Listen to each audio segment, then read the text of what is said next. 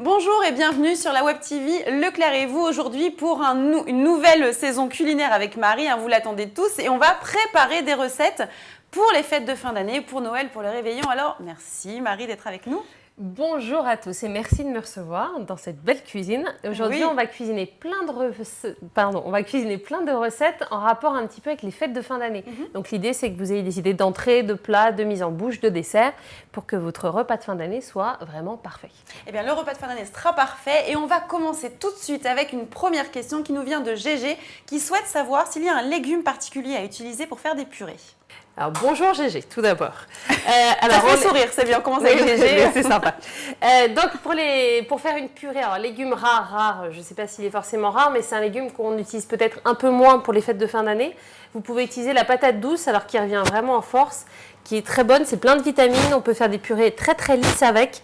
C'est agréable, c'est un petit peu sucré, ça accompagnera à merveille toutes les volailles et vraiment les plats de viande en général. D'accord, parfait. Moi, je dirais plutôt potimarron. Après, on peut aller carrément sur du céleri avec un petit peu de pain d'épices aussi dessus. On peut s'amuser avec des légumes un peu plus connus et des assaisonnements un petit peu différents aussi. Voilà, Gégé. Ok, alors on poursuit avec Chichi, une soupe originale à proposer. Alors, bonjour Chichi. On a des petits surnoms aujourd'hui. Non, mais c'est mignon. Donc après, en soupe originale, donc j'imagine plutôt pour une entrée de fête, on peut faire un velouté de chou-fleur avec des petits œufs de saumon. Donc un velouté de chou-fleur dans lequel on a mis pas mal de crème pour qu'il soit vraiment extrêmement doux. On fait revenir quelques oignons, on rajoute du chou-fleur avec, on met un bouillon de volaille ou un bouillon de légumes dessus, on mixe bien très très finement, on rajoute un petit peu de crème et juste au moment de servir, vous rajoutez un petit peu de cerfeuil et des petits œufs de saumon au-dessus, ça apportera un petit peu de croquant, un petit peu vraiment les couleurs de fête, un peu, ça peut être pas mal. Après, on peut aussi faire une veloutée de carottes au gingembre, donc vraiment tablé sur le côté un petit peu exotique. Et là, on fait une chantilly au cumin au-dessus, donc vraiment juste de la crème montée. On rajoute un petit peu de poudre de cumin à l'intérieur. Vous remixez bien, on le met juste au dernier moment. Et là, on a la soupe bien chaude, la chantilly froide. Vous avez un petit mélange de textures qui est vraiment intéressant. Et vraiment, c'est joli. Et en général, vous impressionnerez un petit peu les gens. C'est original, ça, oui, c'est vrai. Voilà. Après, est-ce que je donne une autre idée à Chichi ou pas? On y va? Allez, vas-y. Allez, c'est parti. Donc après, on peut aussi faire un velouté de céleri aux pommes. Donc là, vraiment, vous faites cuire du céleri rave, le céleri boule, avec des pommes. Qu'on mixe bien, pareil, on crème et juste au dernier moment, on met des petites lamelles de foie gras bien froid, pareil, qui vont fondre. On peut mettre des éclats de noisettes, des éclats de noix. Ça peut faire un velouté un petit peu de fête. D'accord, voilà. On a le côté croquant. Voilà, essayez d'avoir des des textures différentes, c'est un peu ça la cuisine, c'est des bons parfums et des textures un petit peu différentes. Ok, très bien. Voilà. Alors, on poursuit, autre question. Attention, les hommes cuisinent, c'est leur surnom. Bonjour, je vais cuisiner. Les hommes cuisinent, pardon. Oui, c'est le nom de la personne qui te pose la question. Ils sont peut-être plusieurs derrière leur poste, on ne sait pas. En tout cas, ils veulent savoir comment cuisiner des gambas au curry. Ils voudraient le conseil de Marie pour bien l'accompagner. Alors, pareil, donc la gambasse au curry, donc ça va être une grosse crevette qu'on va un petit peu faire sauter. Plutôt des épices. Donc là, moi, je retournerai sur la patate douce ou carrément sur de la courge, donc du potimarron, de la butternut. Alors, très simple, ou vous les faites en purée, aussi bien la patate douce que les courges, ou alors vous les coupez en morceaux fins, vous les glissez un petit peu au four, vous les faites rôtir avec un petit peu d'oignon, des petits épices, et ça apportera un petit peu de douceur, parce que c'est vrai que quand il y a pas mal de curry dessus, c'est un petit peu fort en bouche, ça peut être un petit peu... Il y a des personnes qui peuvent être un petit peu sensibles, et justement contrebalancer avec un légume un petit peu doux, un peu sucré, c'est à mon avis la bonne idée. Et puis ça change un peu du riz qu'on a l'habitude de voir avec. Ce sera un petit peu plus léger, festif quoi. Un peu plus festif, voilà. C'est le maître mot aujourd'hui. Alors, on continue avec Mama Riri. J'ai 15 invités prévus pour les fêtes, des recettes faciles et en grande quantité à partager. Alors, pour ça, moi j'ai vraiment une recette qui pourrait très très bien fonctionner pour vous, Mama Riri. Donc on pourrait faire un sauté de dinde à la sauge avec des fruits secs. Donc pour ça, il suffit de prendre vraiment des escalopes de dinde, alors ça coûte vraiment pas cher, ou même de la cuisse de dinde. Vous la coupez vraiment en morceaux, vous faites revenir des lardons, de la pomme coupée en fines lamelles, de la sauge fraîche, des pruneaux, des 4 épices. Donc vous voyez, on est vraiment dans l'ambiance de Noël. On va tout bien faire sauter et pour finir de cuisson, on va mettre un petit peu de bouillon de volaille. Ça va permettre de bien faire cuire la viande à cœur. Et là, vous aurez du coup, bien moelleuse. On aura une viande un petit peu dorée et toute une garniture qui va être avec. Et après, on peut servir ça avec une purée de pommes de terre, par exemple. Et vraiment, pour moi, les épices, déjà, ça fait extrêmement fête de fin d'année. Pommes, dinde, on est pas mal là. On est pas mal. Hein. On reste beaucoup dans la purée, hein, dans les accompagnements. C'est vrai, bah, on va essayer de se renouveler. On va essayer alors, de se renouveler. C'est ça. Allez, on va essayer. Alors, prochaine question. On peut faire un gratin dauphinois avec, si Oui. on veut. Hein. On reste dans la pomme de terre. Oui, mais on est moins dans la purée. C'est vrai, on est moins dans la purée. Bon, j'arrête d'être embêtée avec ça. Non, mais c'est pas grave, c'est pas grave. Alors, on a une prochaine question. Eh bien, nous avons un prénom, un vrai prénom. Voilà, Ah. Chloé. Bonjour Chloé. Alors, bonjour Chloé. Est-il possible d'habiller un burger pour en faire un burger de Noël? Des astuces rigolotes.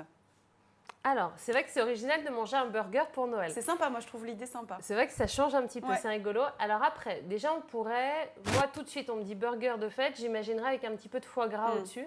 Donc ou un foie gras poêlé qu'on met à la place du steak haché, ou alors on peut carrément prendre, donc façonner soi-même le patty, c'est le nom du steak haché dans le burger, et mettre au centre un petit peu par exemple de foie gras. Et oui, ouais. Comme ça, le faire poêler avec. Et quand vous mordez dedans, vous avez vraiment le foie gras à l'intérieur qui va juste être mi-cuit. Donc un foie gras cru, bien évidemment, à l'intérieur. Et après, au-dessus, on peut imaginer carrément, si on part vraiment dans le côté festif, de prendre un fromage qu'on va assaisonner avec un petit peu de sel de truffe ou un petit peu d'huile de truffe. C'est des produits qui ne coûtent pas très cher et qui permettent vraiment d'apporter un côté festif à la chose. Et après, à côté, pour les frites, si elle fait des frites pour accompagner, ce que je vous conseille, qu'on voit beaucoup en ce moment aux États-Unis, qui est très très bon, c'est de mettre un petit peu de parmesan dès que les frites sont cuites dessus et un petit peu d'huile de truffe également. Et là, normalement, vous avez un burger digne de Noël. Pourquoi pas des frites de patates douces? On peut aussi faire des frites de patates douces. Mais alors dans ces cas-là, peut-être moins de la truffe dessus. Mais la frite de patates douces, c'est Ça très peut très être bon. sympa aussi. Et là, on peut mettre des épices dessus. Vraiment Et des oui. épices à pain d'épices. D'accord, ok. Très Voilà. bonne astuce. En tout cas, moi j'aime beaucoup la question du burger. Alors, prochaine question de Sophie qui voudrait des astuces pour un repas de fête végétarien. Alors, bonjour Sophie. C'est Sophie, hein, c'est ça? Oui. Donc c'est vrai qu'en ce moment, on sent qu'il y a beaucoup d'envie de faire des Noëls un petit peu végétariens. Alors je vous ai préparé quelques petites recettes, des petites idées qui pourraient marcher. Alors on a notamment la mousse de cèpe qu'on pourrait servir en apéritif. Alors ça c'est très simple, vous faites revenir des cèpes avec de l'ail, de l'oignon dans une sauteuse. Vous déglacez avec un petit peu de sauce de soja, ça apportera un petit peu de parfum et de couleur au mélange. Après on va rajouter un petit peu de vin blanc pour apporter vraiment ce côté avec un peu plus de dimension dans le goût. On va tout passer au mixeur. Alors, le gros ami du végétarien, en général, c'est le tofu, qui va vraiment permettre d'apporter des protéines. Donc, on va mixer avec le tofu, on va tout mettre au frais. Et au dernier moment, vous n'aurez plus qu'à le dresser avec une poche à douille sur des petits carrés de pâte feuilletée qu'on aura fait cuire au préalable. Donc, vraiment une texture feuilletée avec cette petite mousse de cèpe. Alors ça, c'est vraiment l'idée pour une mise en bouche. Après, on peut aussi faire des terrines de foie gras végétal. Donc là, je ne vous donnerai pas la recette parce que c'est un petit peu technique. Allez regarder sur Internet. Il y a une personne qui a fait un livre entier de cuisine végétarienne avec que des produits naturels comme ça. Et vraiment, c'est assez bluffant de goûter cette terrine de foie entièrement végétale. D'accord. C'est qu'au premier abord, c'est assez surprenant. Bizarre, oui, comme mais la texture se rappelle. Alors après, c'est pas tout à fait le goût, mais la texture rappelle vraiment le foie gras. Et après, on peut le servir à des gens sur du pain d'épices comme on le ferait avec du foie gras. Et ça marche pas mal. Après, si on veut vraiment partir avec des produits très très simples, on peut aussi faire un risotto donc aux artichauts. Vous rajoutez dessus un petit bouillon de céleri rave et pour apporter un petit côté festif, un petit peu de truffe aussi. Donc ou de la truffe fraîche ou du sel de truffe ou de l'huile de truffe, enfin des choses qui coûtent un peu moins cher. Et après, on peut même tabler carrément sur le dessert avec une mousse végétale au marron. Une mousse végétale. Alors. Donc l'année dernière, on avait fait une espèce de chantilly au marron. Là, ça va être le même principe mais avec du tofu. Dans un dessert? Voilà, qu'on va mixer un petit peu avec du marron. Et ça permettra du coup de faire des petites verrines qu'on va mettre au froid et d'avoir vraiment quelque chose. Alors là, c'est presque végétalien, donc sans produits laitiers également et sans œufs. Donc c'est très très simple à faire. Vous trouvez toutes ces recettes assez facilement maintenant ou dans des livres de cuisine ou sur Internet. On peut vraiment faire des choses sympas et inviter des gens qui mangent de la viande et leur proposer justement un repas complètement végétalien et vraiment les surprendre. Je trouve que ça peut être rigolo aussi de surprendre un petit peu les gens. C'est vrai, ça peut être sympa, même pour des bons carnivores. Sans les prévenir à l'avance. Ah bah oui, et comme ça, à la fin, vous leur demandez si quelque chose leur a manqué. C'est plus drôle. C'est plus rigolo, c'est sûr. Alors, on poursuit avec Sof. Bonjour, des petits fours pour un apéro sympa, végétarien ou au poisson? Alors là, déjà, je vous ai donné une petite idée de petite mise en bouche assez facile à faire végétarien. Après, on peut tabler sur toutes les petites soupes, vous savez, comme on en a parlé tout à l'heure, vous les faites en mini verrine, vous rajoutez des petites choses dessus, histoire d'apporter un petit peu de saveur aussi, c'est pas mal. Et là, tout à l'heure, vous allez voir qu'on va faire une petite mise en bouche aussi à base de saumon, donc quelque chose d'extrêmement simple. Donc vous pourrez prendre aussi cette recette. Après, c'est vrai qu'on peut faire plein de choses. Il faut s'amuser avec tous les poissons qu'on peut trouver. faire beaucoup de légumes parce que c'est quand même pas mal, c'est bon, ça change un petit peu. C'est sympa. Voilà. C'est plus léger. Ça évite le côté un petit peu trop lourd. Surtout si on a un plat derrière après qui suit.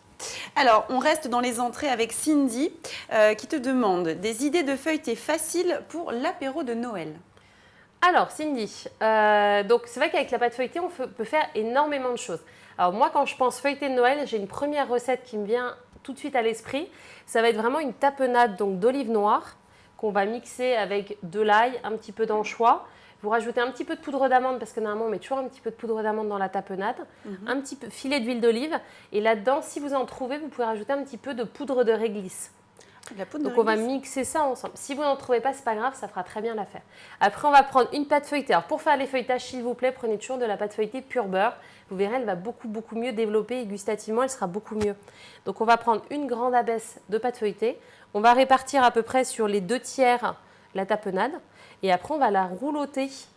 Donc vraiment comme un rouleau, en finissant par la partie où il n'y a pas de tapenade. Comme ça va permettre de coller au reste. Okay. Donc on va se retrouver avec un espèce de gros boudin. Ce boudin-là, on va le mettre au réfrigérateur. On va bien le laisser prendre.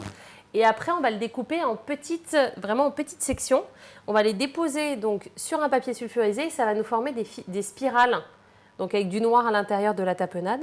Vous les mettez bien à cuire pour qu'elles soient bien développées, bien brillantes et bien dorées. Et là, vous avez vraiment quelque chose qui est très surprenant. Et sur le même principe de la spirale, vous pouvez faire avec d'autres choses, avec des tomates confites qu'on va mixer un petit peu, dans lequel on peut rajouter de la ricotta, vous pouvez rajouter du jambon, enfin vraiment... Avec des poivrons aussi, la poivronnade. Voilà, on peut faire plein de choses, c'est hyper simple à faire et c'est une idée que vous pouvez aussi faire même quand c'est pas les fêtes de fin d'année pour des invités qui viennent comme ça à l'apéro. Oui, si c'est simple à faire. Voilà, c'est hyper simple à faire et esthétiquement c'est vraiment joli et les gens seront assez bluffés. Bon, bah vous me direz ce que vous en avez pensé surtout. On attend vos commentaires, c'est sûr. Alors, on poursuit avec Gilles. Avez-vous une idée pour une entrée originale avec des coquilles Saint-Jacques? C'est vrai qu'on n'a pas encore parlé des poissons. Des crustacés. Des crustacés. Des poissons, des crustacés, c'est pareil. C'est pas moi l'experte culinaire, voyons. Alors, je ne sais pas si vous vous souvenez, Gilles, l'année dernière, on avait fait un petit carpaccio de Saint-Jacques tranché finement avec un petit peu d'huile d'olive, un petit peu de zeste de citron. C'était bon, mis un tout petit peu de crème et des petits œufs de lompe ou de la brouga qui est un succès d'année de hareng. Donc ça, vous pouvez faire ça aussi. Après, on peut aussi faire des tartares. Donc carrément, on part sur un tartare de Saint-Jacques avec des fruits de la passion, avec de l'huile d'olive. Vous coupez tout ça vraiment en petits cubes. Et après, vous allez mélanger la noix de Saint-Jacques, un petit peu de jus de citron vert, un peu de zeste de citron vert et de la chair de fruits de la passion. Tout ça, après, vous le dressez, vous savez, dans les petits cercles en métal. Vous mettez vraiment au-dessus, vous lissez bien. Vous enlevez après le cercle, normalement tout tient. Ouais. Et là, vous avez vraiment une entrée à base de Saint-Jacques qui peut être très sympa, qui change un petit peu. Et c'est vrai que la Saint-Jacques crue, en général, c'est pas mal. Si on la fait cuire, il faut surtout éviter de trop la faire cuire. Une Saint-Jacques, ça se mange vraiment nacré. Donc on prend bien sa Saint-Jacques, on la met dans une sauteuse bien chaude avec un petit peu de matière grasse. Vous posez votre Saint-Jacques dessus, ça doit faire psh quand on la pose dessus. D'accord. On la laisse un tout petit peu, on la retourne. Et pareil, de l'autre côté, juste un psh. Et il faut vraiment qu'elle reste rosée à cœur. Donc on la laisse pas trop longtemps surtout dans la poêle. Parce que souvent on a tendance à faire trop cuire la Saint-Jacques et c'est un peu caoutchouteux, c'est pas génial. C'est pas super. Et c'est dommage parce que vraiment c'est... c'est un bon produit, c'est un produit noble et il faut le préparer de la meilleure des façons. Et le massacrer, c'est toujours un petit peu dommage. Bah oui, ça me fait mal au cœur. Oh mais non, on n'est pas mal au cœur. Non mais c'est pas grave. Ils t'écoutent justement, ils ne vont pas massacrer. Et dans le tartare dont je vous parlais tout à l'heure avec les fruits de la passion, vous pouvez aussi rajouter de l'avocat, ça ajoutera un petit peu de petit côté un petit peu plus gourmand. Ok. Voilà. Alors, prochaine question de Sido. Une recette originale à base de foie gras à me donner. J'aimerais un peu surprendre mes invités. On a déjà parlé un peu du foie gras, donc... Alors, Sido, en général, pour le foie gras, moi, je trouve qu'il ne faut pas forcément tabler sur des recettes un petit peu trop compliquées. Moi, j'irais plutôt sur des accompagnements un petit peu sympas. Donc, ça peut être une purée d'oignons comme on avait fait, avec après faire revenir des petits raisins secs avec des épices, des choses comme ça. Oui. Mais vraiment quelque chose qui soit un petit peu plus rigolo dans l'accompagnement plutôt que dans la façon de le travailler. Le foie gras comme produit noble, parce que j'ai peur de l'abîmer un petit peu en faisant des choses. Goût. Après, vous pouvez toujours tenter la crème brûlée de foie gras. Il y a des gens qui adorent, mais il y en a d'autres qui aiment moins. Donc après, oui. C'est vrai que ça revient à la mode. On en voit beaucoup des crèmes brûlées de foie gras. Ça, c'est vraiment qui tout double. Ouais. Il y a des gens qui n'aiment pas l'association de l'œuf. Ça peut être un petit peu dangereux après. Bon, on verra. Mais là, en même temps, on va faire une recette à base de foie gras aussi en entrée. Donc ça permet un petit peu de varier aussi. Vous allez voir ce que ça donne. On va voir parce que justement... Et oui, c'est le moment de la démo de l'entrée. Elle avait deviné, transmission de pensée. Alors, on y va. Alors, cette entrée. Pour ça, déjà, il me faut du foie gras. Autrement, ça ne va pas marcher. C'est important. Donc, évidemment, plus vous mettez un bon foie gras, meilleur c'est. Comme Et d'habitude. le nôtre est excellent. Incroyable, c'est le foie gras du siècle. Donc là, on va utiliser du pain d'épices. Alors le pain d'épices, je l'ai mis au four, histoire qu'il durcisse bien. Ok. Ce qu'on va faire, c'est qu'on va faire des truffes de foie gras avec un petit emballage en fait en pain d'épices. Super. Donc ça va être croustillant. C'est des choses que vous pouvez vraiment faire avec vos chutes de foie gras. Vous voyez, par exemple, quand vous servez un lobe de foie gras, il va toujours rester des petits morceaux, pareil quand on fait des toasts. Moi, je vous conseille vraiment de faire ça un peu avec vos restes de foie gras. Ça permet vraiment de les agrémenter et après, vous pouvez le servir même le lendemain, des toutes petites truffes. Et les gens, en général, aiment pas mal. Okay. Donc là, on va prendre notre pain d'épices que j'ai mis donc, au four. Vous voyez, il est vraiment très dur. Hop. Et ça a marché. J'avais un peu peur. Qu'il ne soit pas assez dur. Qu'il n'est pas assez durci. Voilà. Vous le mettez dans un mortier. Si vous avez un petit mixeur électrique, vous pouvez le mettre dedans. Mais cette année, on a essayé de ne pas vous casser les oreilles avec les robots électriques. On s'en souvient. Voilà. On va même en faire moins comme ça. Hop. J'étais un petit peu optimiste. Je suis désolée pour cette petite interlude musicale, mais... C'est pas grave. Bon, du coup, tu casses ça en gros morceaux. Pas besoin de mixer dans un mixeur vraiment en poudre. Là, c'est vraiment Alors, des gros si on morceaux, aurait pu justement l'avoir assez fin. D'accord. On peut faire ce qu'on veut. Soit des gros morceaux, soit assez L'idée, c'est que ce soit quand même relativement fin. Parce que on va rouler après le foie gras dedans. Ah, d'accord. C'est un peu comme une chapelure, quoi. C'est quand même mieux à la maison de faire avec un mixeur. Ah oui, bien sûr. T'as juste pensé à nos oreilles. C'est ça. C'était juste pour... dire que finalement, je sais pas si c'est mieux. Hein. Vous nous direz si c'est... On fait ce qu'on peut. Hein. En tout cas, elle travaille ses bras. Là, voulez-vous montrer qu'elle fait tout elle-même, même jusqu'au mortier. Pas la cuisine, voilà, la cuisine, c'est du travail. C'est ça, c'est du travail. Il faut le sentir. Commence à transpirer un petit peu là d'ailleurs. Oh non, arrête. Alors, Zou. Donc là, ça arrive bientôt. Hein. Est-ce que tu veux que je finisse pendant que tu expliques le reste ou Non, regarde, j'ai bientôt fini, c'est gentil. Moi, je propose mon aide. Je ne sais pas cuisiner, mais je sais suivre des règles. Je sais suivre à la lettre. Alors, on y est presque là. Je vais enlever les gros morceaux comme ça. Hop. On triche un peu, hein, mais vous savez, c'est la magie du direct. L'idée, c'est pas vous faire trop attendre derrière vos écrans, parce que je sens que vous commencez à avoir faim en plus. Oui, c'est l'heure, c'est l'heure de manger. En tout cas, l'association foie gras pain d'épices, c'est une association assez classique, ça marche toujours bien. Voilà, c'est ça, vraiment. Et là, vous voyez, l'idée, ça va être vraiment de... Je sais pas si vous voyez bien. Si, on a la caméra sur le dessus, on voit bien ce que tu fais. Donc là, regardez, vous voyez, j'ai vraiment une chapelure de pain d'épices. Alors, il reste des petits morceaux. Idéalement, ce serait mieux s'il n'en restait pas. Mais bon. On va essayer de faire ça rapidement. Alors après, donc là, j'ai mon bloc de foie gras. Je vais trancher des morceaux dedans. Hop. Alors pareil, hein, j'essaye d'aller vite. Je ne vous fais pas forcément ça dans les règles de l'art. Hop.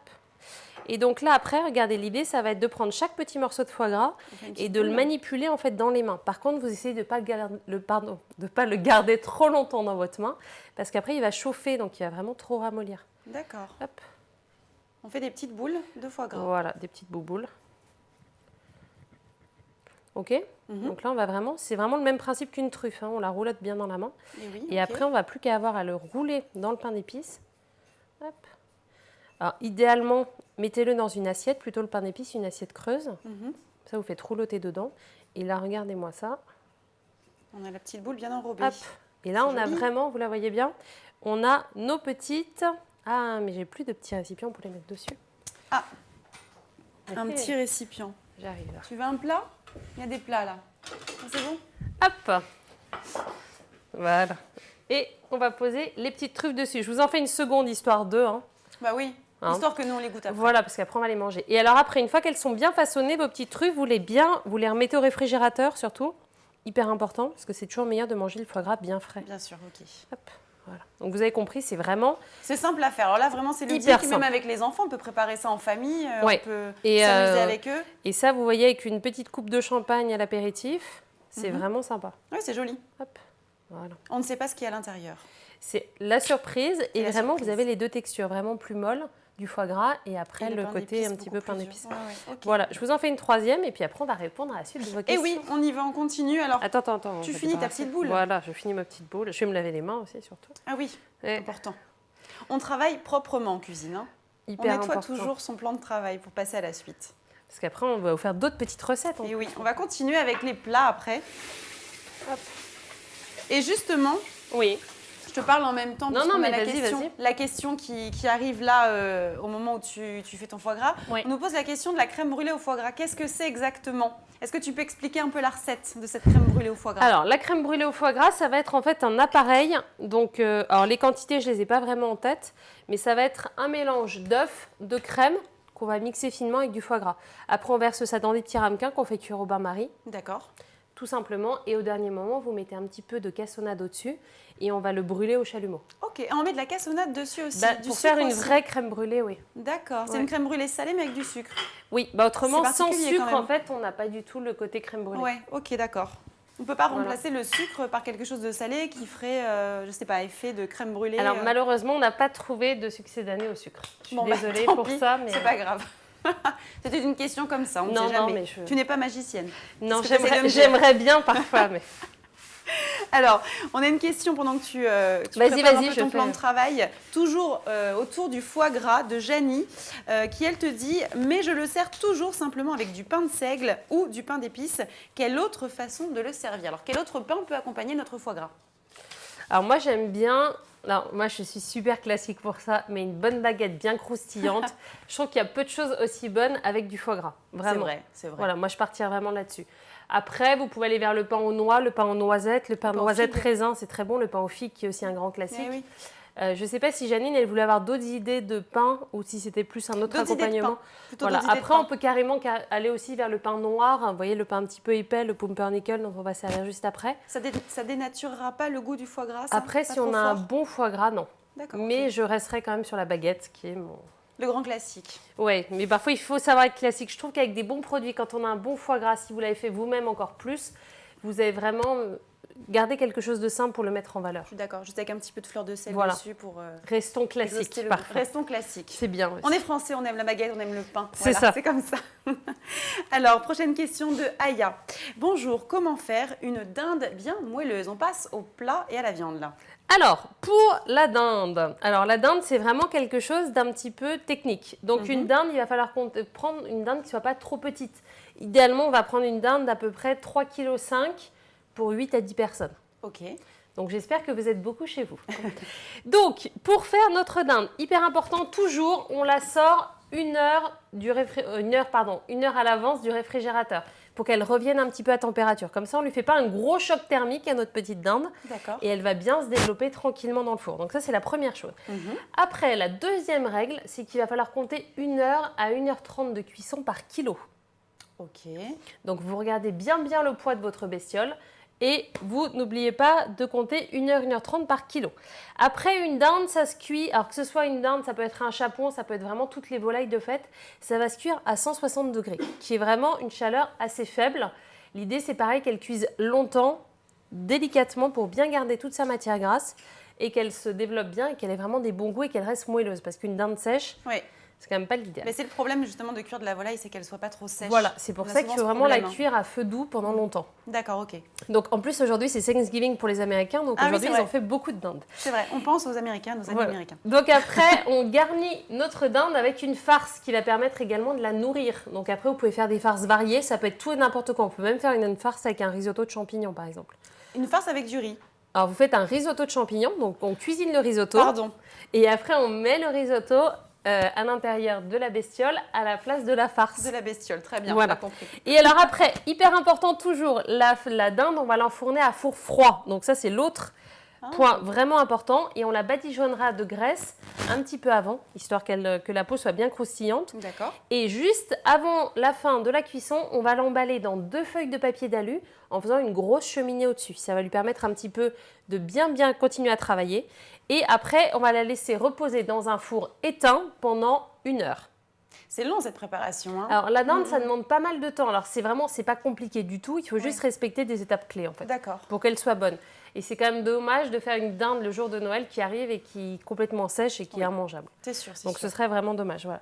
Et bien évidemment, la dinde, vous me l'arrosez régulièrement toutes les demi-heures avec son petit jus, histoire qu'elle soit encore plus moelleuse. Ok, très Voilà, bien. normalement, vous maîtrisez la dinde avec toutes ces informations. Bah, c'est parfait, on a J'espère toutes que les vous avez étapes. tout noté. Ok, alors on poursuit avec Gaëtan.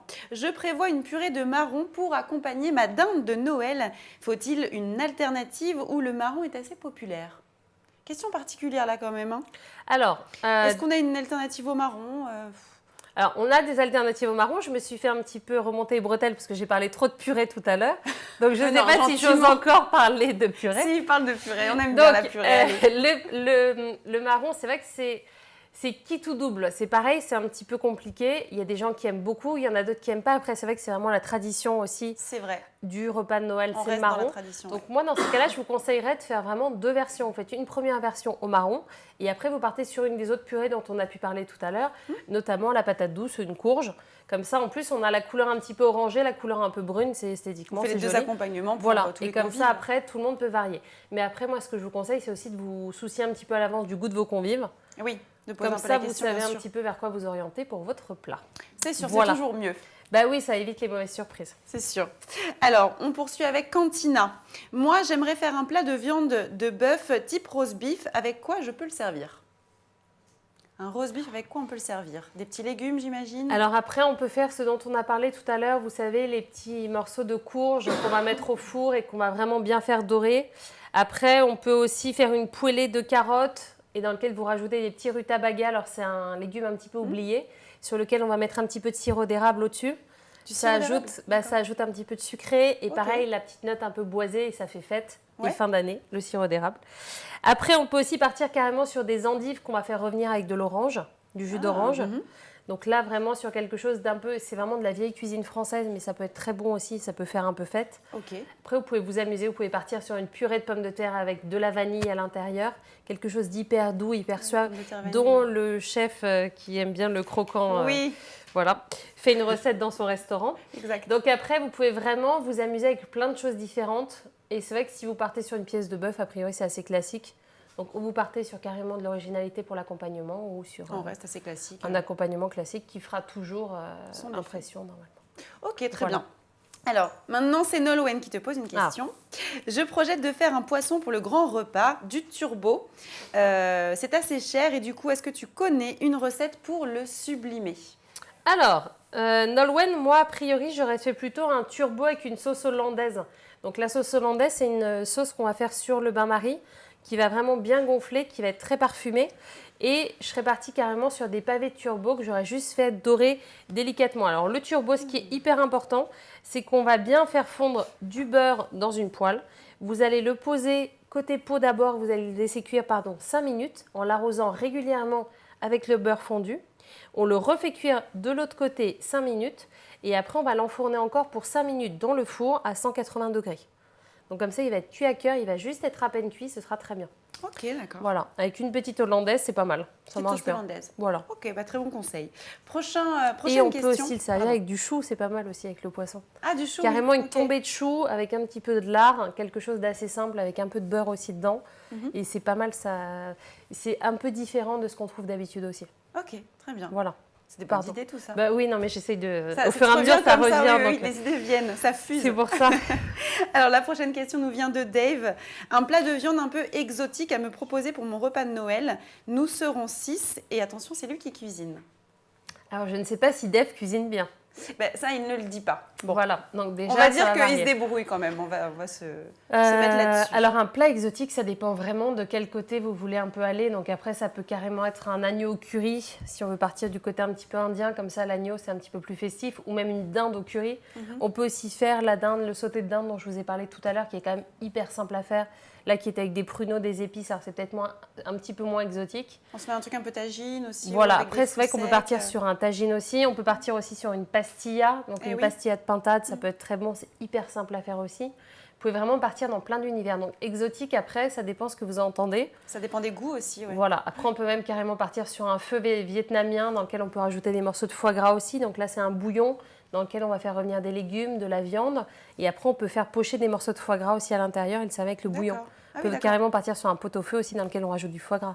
C'est vrai qu'en fait, on peut détourner principalement tous les classiques avec du foie gras, avec des produits nobles. Et oui, ou même avec de la dinde, avec une volaille, quelle qu'elle soit, avec des marrons, On peut vraiment s'amuser à essayer de revisiter tout ça. C'est assez simple à faire. Après, il faut juste chercher. Alors, le problème, Dave, c'est que vous n'êtes pas très, très spécifique. Non, c'est vrai que la question est assez vaste. C'est difficile, donc je pars un peu dans tous les sens. Je suis désolée. Mais bon. Non, mais c'est bien, comme ça, tu réponds aux autres internautes en donnant plein d'idées. Vous aurez plusieurs idées. Mais le feu au foie gras, je pense que ça peut être pas mal. Bah voilà, c'est son préféré. Donc à choisir Voilà. ou pas, Dave, vous nous direz. Et ça, c'est ma première impression. Ok. Alors on poursuit avec Brigitte qui souhaite avoir une idée de plat pour ses petits-enfants. Un truc assez facile et ludique. Facile et ludique pour des enfants. Alors, un plat. Donc, dans ces cas-là, moi, Brigitte, bonjour déjà, j'aurais fait des petits rostis. Alors, vous savez, les rostis, c'est de la pomme de terre râpée dans lequel on va mettre un petit peu d'œuf. Bah voilà. Oui. On met un petit peu d'œuf, on peut mettre un petit peu de fromage pour fixer tout ça. On fait des petites boules et on va les déposer dans une poêle. Donc là, ça va vraiment dorer dans la poêle. Et ça, après, si ces petits-enfants aiment ça, on peut les servir avec un petit peu de crème et du saumon fumé, par exemple. D'accord. Avec des petits œufs de saumon aussi, ça peut être bon. Ou carrément, après, on peut faire un petit œuf au plat avec, pareil, des petites lamelles de foie gras ou des choses qui peuvent faire un petit peu fête. Le rosti, c'est assez simple. Ils peuvent le faire avec leur grand-mère. Les râper, les façonner à côté. Et c'est croustillant, ça rappelle un peu les frites. C'est très facile à faire pour les enfants et c'est vraiment un truc qui, normalement, tient et devrait leur plaire. Et c'est ludique, ils peuvent le faire avec leur grand-mère, voilà. cuisiner avec elle. Et alors après, si on veut, on peut rajouter des petites courgettes dans les rostis, on peut rajouter de la carotte aussi si on veut leur faire manger un petit peu de légumes, d'accord. Tout en détournant un peu. Mais là, c'est les fêtes, autant leur faire plaisir. S'ils n'aiment pas les légumes, Allez. Ne les forcez pas pour aujourd'hui. Hein. On en mangera demain. Voilà. Petite soupe le lendemain. Petites soupes dont on a parlé avant. Voilà, c'est ça. Alors, eh bien écoutez, je viens de voir sur ma tablette et oui, c'est le moment que vous attendez, c'est le moment de la démonstration. Le saumon arrive. Qu'est-ce qu'on va faire? Alors déjà, je vais aller chercher le saumon. Vas-y. Hop. On vous prépare un saumon, mais quel saumon? Dis-nous. Alors pour ça, j'ai travaillé un petit peu à l'avance. Hop. Merci. Regardez, c'est comme par magie, il y a les ingrédients qui arrivent tout seuls. Et hop. Il vole. Et la crème aussi. Du saumon, du pain. Alors, donc déjà, c'est pas n'importe quel saumon, c'est un saumon gravlax. Je sais. Ah, je me demandais où étaient mes notes. Je ne sais pas si vous vous en souvenez, Pardon. on en avait parlé l'année dernière. Donc le saumon gravlax, c'est une très très bonne alternative au saumon fumé. Ça vous permet vraiment de faire vous-même votre saumon. Donc pour ça, moi je l'ai préparé il y a 3 jours. Alors j'ai déjà pensé à vous il y a 3 jours. Donc c'est un saumon qu'on va laisser, on va prendre donc le saumon cru. Alors il faisait vraiment cette taille-là, donc il a énormément réduit. J'ai fait un mélange de sucre, de sel en même quantité. J'ai rajouté de l'aneth et des petits baies roses dedans. J'ai tout mélangé. J'ai mis un grand plat avec du film alimentaire. J'ai posé mon saumon dessus côté peau en premier. J'ai rajouté un petit peu du mélange sel-sucre. J'ai remis la seconde partie du saumon toujours côté chair. Et j'ai fini par encore une couche. J'ai filmé bien tout ça, bien serré. Et je l'ai oublié au réfrigérateur pendant 2 jours. Donc vraiment pas très compliqué. Au fur et à mesure, vous avez de l'eau, en fait, toute l'humidité à l'intérieur du saumon qui s'en va. Donc on vide régulièrement le liquide. Et après, le jour même, ou quelques jours avant, vous l'essuyez grossièrement avec un sopalin. Vous pouvez légèrement le passer sous l'eau, mais très très peu. Et là, regardez, on se retrouve avec un saumon qui tient tout seul, vous voyez. Il est translucide, il n'y a plus du tout de liquide à l'intérieur. Et du coup, c'est une super alternative au saumon fumé. Ça coûte beaucoup moins cher et ça permet vraiment de s'amuser. On peut mettre tout ce qu'on veut, comme petite herbe au-dessus, en fait, pour l'assaisonner, etc. Donc là, on a notre petit saumon gravlax. Après, comme j'ai pensé à nous l'année dernière, où on avait eu un petit peu de mal à monter notre chantilly, j'ai préparé juste avant la chantilly. Donc pour faire une chantilly crème entière, toujours 30%, celle qui a un petit bouchon rouge, liquide, un petit peu de mascarpone, on bat tout ça. Et avec ça, vous n'aurez aucun souci, elle montera à tous les coups. Donc ça, c'est juste de la crème montée. Là-dedans, on va mettre un zeste de citron vert, histoire de parfumer un petit peu tout ça. Donc ça, c'est vraiment une petite mise en bouche, un petit apéritif très très simple à faire. C'est une petite entrée aussi. Vous pouvez le préparer juste au dernier moment. Ça prend très peu de temps. Vous avez vu, moi, ma chantilly, je l'ai préparée juste avant notre petit rendez-vous. Donc elle peut tenir à peu près 1 heure au réfrigérateur, ne vous inquiétez pas. Voilà. C'est joli ces couleurs. Bah oui, ça change un petit peu.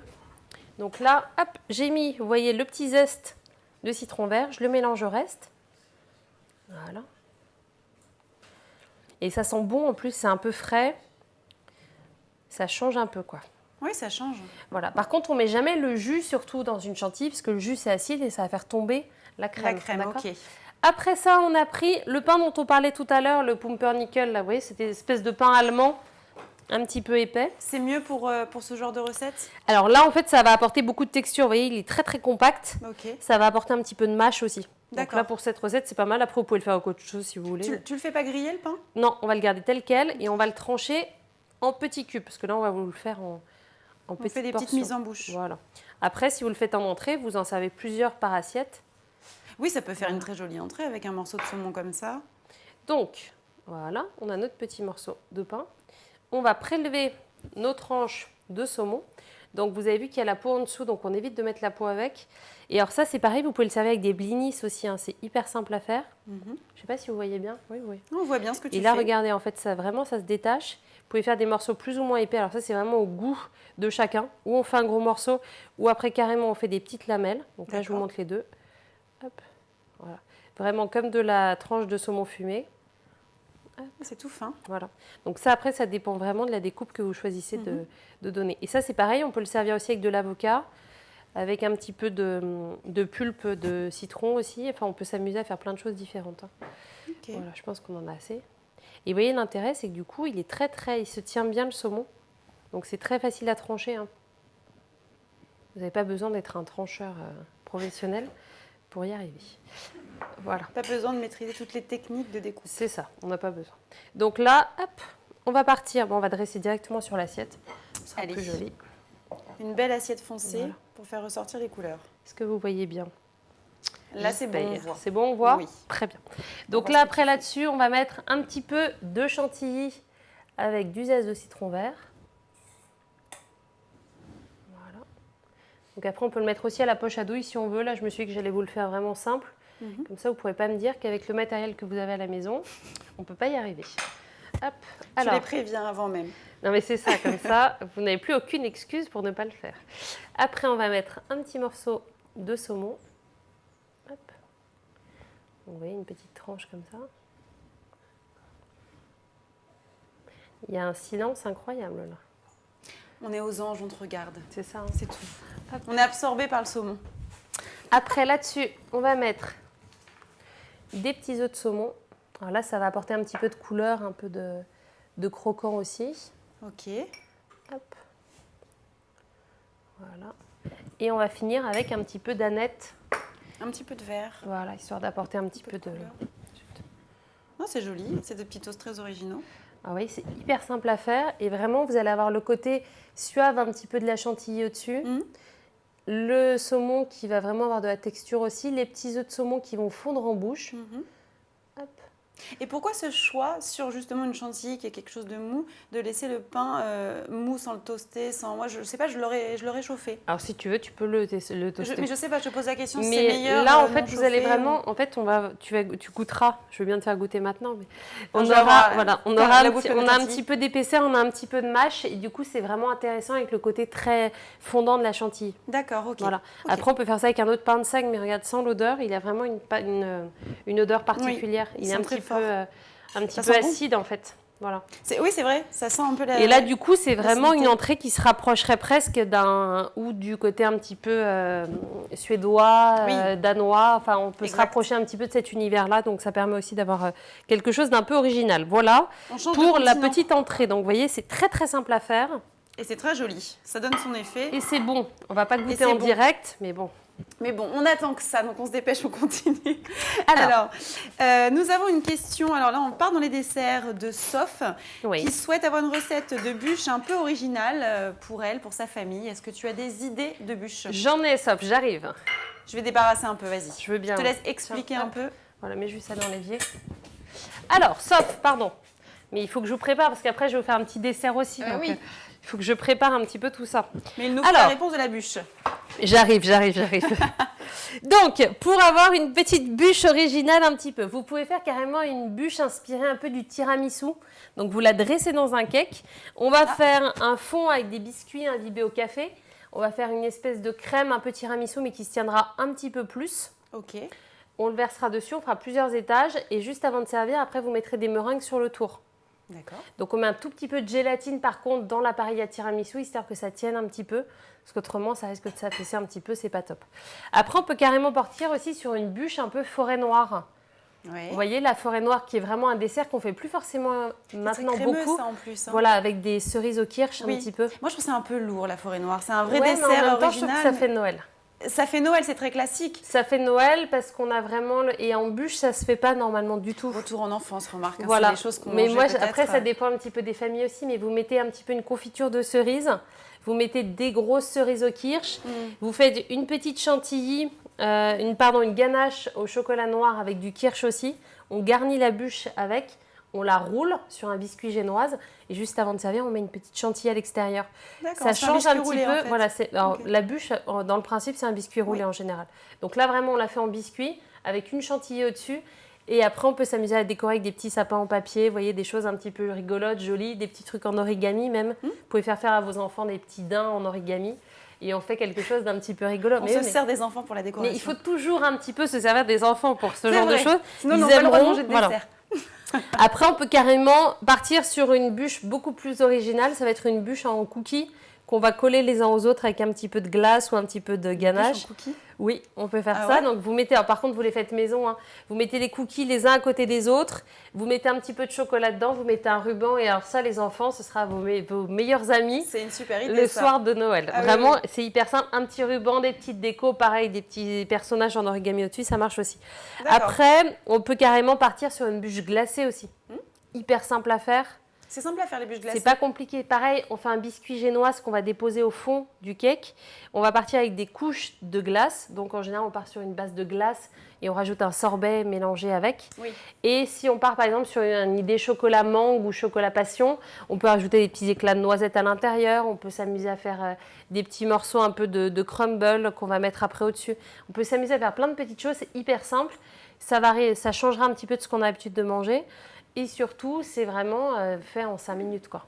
Oui, surtout si on ne fait pas notre glace nous-mêmes aussi. Voilà, après, si vous faites votre glace bon. vous-même, on est sur un autre niveau de cuisine. Oui. Mais après, l'idée, c'est un peu de parler à tout le monde. Donc, aux grands cuisiniers et aux cuisiniers du dimanche, un petit peu. D'ailleurs, est-ce que c'est simple de faire sa glace soi-même ? Alors, c'est pas simple. Si vous n'avez pas une sorbetière, si vous n'avez pas une machine pour le faire, c'est un peu compliqué.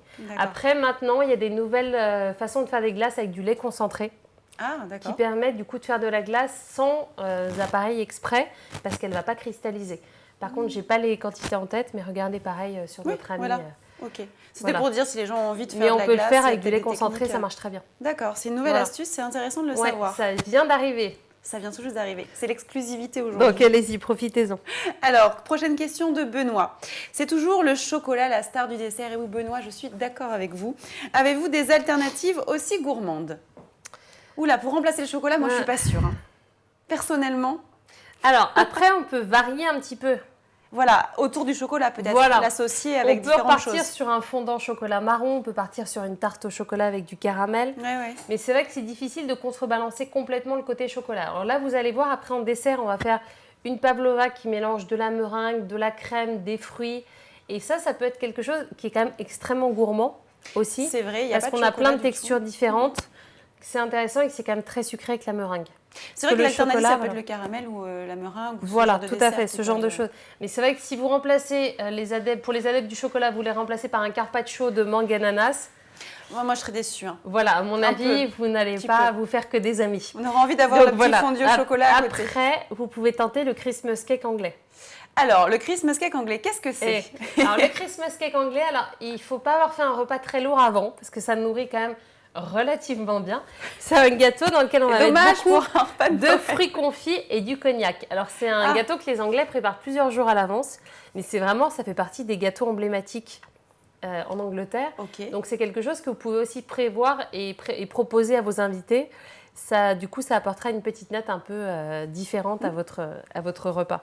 Après, on peut carrément partir aussi sur un gâteau à l'orange qu'on va garnir au centre avec du chocolat et sur lequel on va verser une ganache au chocolat au-dessus. Ça peut être bon aussi. Chocolat orange, ouais. Voilà. Après, il y a plein de petites alternatives au gâteau. C'est vrai que le chocolat, c'est difficile de s'y substituer. Pour les aficionados, c'est un peu compliqué. Bon, on a parlé des desserts, du coup, on va préparer notre dessert. Ça y est, on va y aller. Voilà, on y arrive pour la pavlova. Alors, donc, il me faut mes petits ingrédients pour ma pavlova. Il te faut ça, non ? Oui. Alors, attends, hop, voilà, merci. Yop. Je vais prendre la maryse aussi. Donc, tous les ingrédients. Est-ce que tu peux nous expliquer un peu les ingrédients, ce qu'on va préparer, Marie ? Merci. Dis-nous un peu. Là, on va faire une pavlova. Donc, la pavlova, c'est un gâteau qui est relativement simple à faire. Je te donne la meringue ou pas? Oui, je veux bien. C'est simple à faire. Tout ce qu'on fait aujourd'hui, c'est simple en fait. Vous pouvez tous le faire si vous cuisinez pas. Je vais si garder vous mes cuisinez petites beaucoup. notes, comme ça je j'ai l'ai les décalé quantités. juste là. Merci. Pas de souci. Donc, notre petite pavlova, regardez, c'est un fond de meringue donc, que j'ai préparé hier. Donc ça, pareil, à la maison, vous pouvez le préparer la veille, voire l'avant-veille, ça ne bougera pas. Ça vous permet vraiment de vous libérer du temps le jour même. C'est intéressant. Le souci de la pavlova, c'est qu'il faut la dresser le jour même, enfin juste avant le repas. Ok. Parce que vraiment, elle va être à base de crème, D'accord. donc notre meringue, et après on rajoute un petit peu ce qu'on veut. Donc aujourd'hui, on va faire une pavlova au marron, donc avec une crème de marron, avec des marrons glacés, avec notre petite chantilly et avec des fruits de la passion. Donc l'idée, c'était un petit peu de mélanger le côté traditionnel du marron et là, le côté un petit peu acidulé du fruit de la passion, qui est quand même un fruit de saison, parce que c'est ce qu'on trouve en ce moment. Les fruits exotiques, c'est ce qu'on mange en hiver. Ok. Je vous explique rapido comment j'ai fait la pavlova, parce que je pense que ça peut être intéressant. Donc pour ça, j'ai monté en neige 4 blancs d'œufs. 4 blancs d'œufs, ok. Bien en neige. Après, j'ai rajouté 200 g de sucre en 3 fois. Alors, c'est important de le faire en 3 fois pour que ça s'intègre au fur et à mesure à notre meringue. Alors, pour ça, sortez le batteur électrique parce que ça dure longtemps. Hein. L'idée, ça va être après de continuer à monter les blancs en neige jusqu'à ce que, quand on va faire le petit test de prendre un petit peu de blanc en neige avec du sucre entre les deux doigts, qu'on sente plus du tout de cristaux de sucre. Ok. Donc, il faut que le sucre, il est entièrement fondu dans les blancs en neige, ça c'est primordial. Là-dedans, on va rajouter une cuillère à café de vinaigre d'alcool, une cuillère à café de maïzena et une demi-cuillère à café d'extrait de vanille. Donc hyper simple. Je rebats de nouveau. Je l'ai dressé après sur ma plaque avec un papier sulfurisé. Donc l'idée, c'est que ce soit un petit peu creux au centre. Je ne sais pas si vous voyez bien l'image. Il faut vraiment qu'on ait des bords assez hauts et que ce soit un tout petit peu creux sur les côtés. Et ça, après, ça a cuit 1 heure dans un four à 120 degrés. La petite astuce pour que la pavlova elle prenne bien, c'est de le laisser dans le four éteint jusqu'à ce que le four soit devenu froid.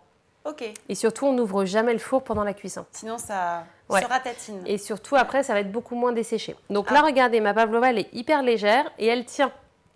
Elle tient bien, elle est belle. Voilà. Après, c'est un petit peu fragile, donc elle a un peu voyagé, mais on va y aller délicatement. Allons-y. Donc après, j'ai monté ma crème, un peu comme tout à l'heure. Donc crème entière, un petit peu de mascarpone, qu'on a bien battu ensemble.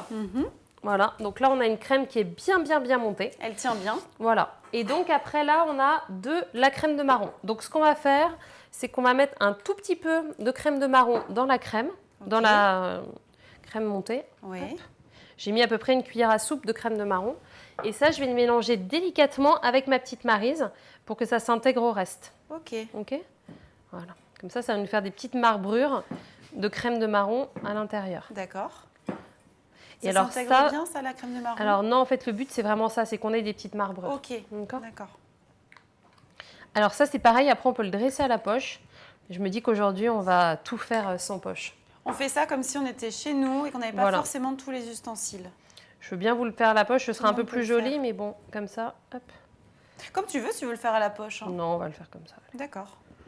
Tant pis, j'aurais tenté. Je voulais voir la poche à douille. Alors, on va le faire à la poche. On va le faire à la poche. Ah, moi, j'ai envie de voir ça. Donc là, regardez, on a des petites marbrures. Vous voyez un petit peu de marron à l'intérieur. Oui. D'accord? Donc ça, c'est ce qu'on veut. Alors, donc là, c'est une poche à douille professionnelle. Ok. On n'a pas besoin de mettre un embout, une petite douille au bout.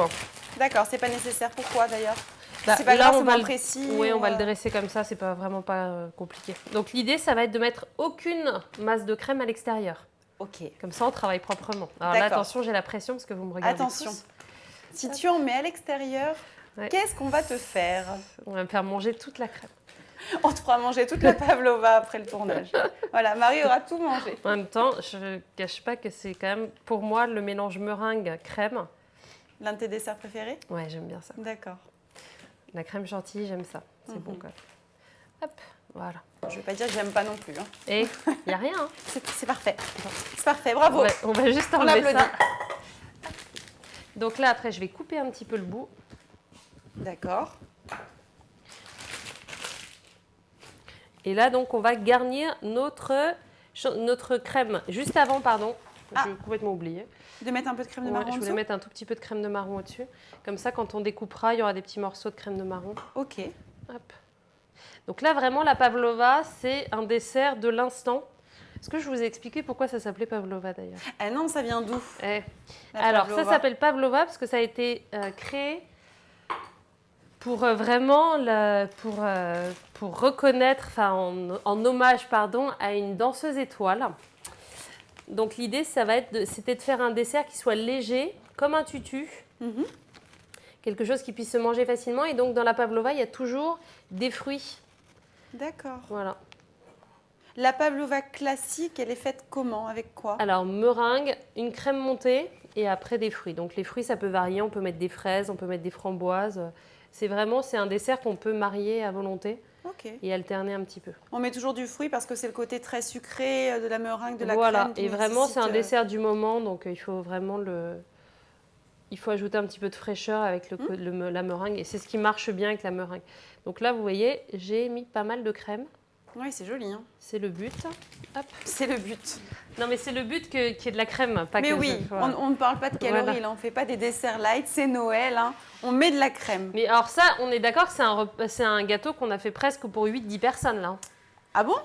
Bah, après 4 gourmands, on peut aussi, mais... On coupe le gâteau, les parts comme ça. Oui, 8-10 personnes, effectivement. Voilà. Donc là, après, on va prendre des morceaux de marron glacé. D'accord. Parce que quand même, c'est bon aussi le marron grossièrement. glacé. Voilà, que je coupe en 4 à peu près. Mhm. Après, vous pouvez même en couper certains en 2. On va répartir au-dessus. Hop. Petit décor avec des marrons. Et alors ça, c'est vraiment rigolo parce que ce genre de crème, vous voyez que c'est un petit peu marbré en crème de marron au-dessus. Ouais. C'est une crème qui va plaire même aux gens qui n'aiment pas forcément le marron glacé ou la crème de marron. Ah, d'accord. Okay. J'ai réussi à en faire manger vraiment à des gens qui, a priori, n'aimaient pas ça. Parce que c'est sucré, parce que c'est moelleux, enfin, c'est vraiment agréable, quoi. Même les personnes qui ne mangent jamais de crème de marron Alors, peuvent aimer. Non, mais c'est Voilà. peut-être que mélanger la crème, tu as raison, effectivement. Ça ajoute un petit peu de fraîcheur qu'on n'a pas forcément autrement. Ok. Voilà, donc là, vous voyez, hop, je vais les couper un petit peu pour que ce soit un peu moins régulier. Voilà. Les petits bouts de marron. Après, on va rajouter donc nos petits fruits de la passion. Ah, ah. Alors, le fruit de la passion, c'est un fruit que moi j'aime énormément. Pour bien le préparer, on va le trancher en 2. Hop. Et là, regardez, vous voyez, on a toute la pulpe à l'intérieur. Donc, on va tout prendre juste avec la cuillère. Okay.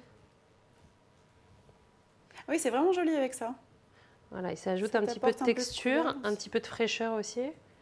Hop. On peut faire donc avec des fruits de la passion, avec des framboises. On peut mettre des morceaux. Alors, avec le marron, je ne mettrai peut-être pas forcément des framboises ou des fruits rouges, mais avec le marron, on va pouvoir mettre de la mangue, par exemple. De la mangue, oui. Des petits carrés de mangue, ça marche aussi. Hein. D'accord, ok. Voilà. Mais écoute, c'est très, très, très joli. Donc, vous voyez, c'est super simple à faire. Hein. Une fois qu'on a fait la meringue, on va en mettre un dernier et c'est bon. Mais écoute, c'est parfait. C'est vraiment très beau. Bon, bah écoute. Ça donne envie. Si ça vous a plu, tant mieux. J'ai envie de te dire que ça donne envie. Je pense que chez vous, vous allez avoir envie de le faire. Alors, on va se quitter, Marie. On te laisse finir. Déjà, voilà. On est pris par le temps. Merci d'avoir été avec nous. Ben, merci beaucoup à vous. Et puis, j'espère que vous aurez un bon repas de fête de fin d'année et que vous aurez profité de tous ces petits conseils. Bah oui, j'aimerais bien savoir ce que toi, tu vas manger pour tes fêtes de fin d'année aussi. Je te le dirai. Je te le dirai hors antenne. On en reparlera. Je vais peut-être prendre tes conseils. En tout cas, merci de nous avoir suivis. On se retrouve très vite pour un nouveau live chat avec la Web TV Leclerc. Moi, je vous donne rendez-vous très bientôt pour un live chat avec qui, à ton avis, Marie? On arrive dans les fêtes de fin d'année. Peut-être le Père Noël? Eh oui, le Papa Noël sera avec nous bientôt. Alors à bientôt et merci de nous avoir suivis.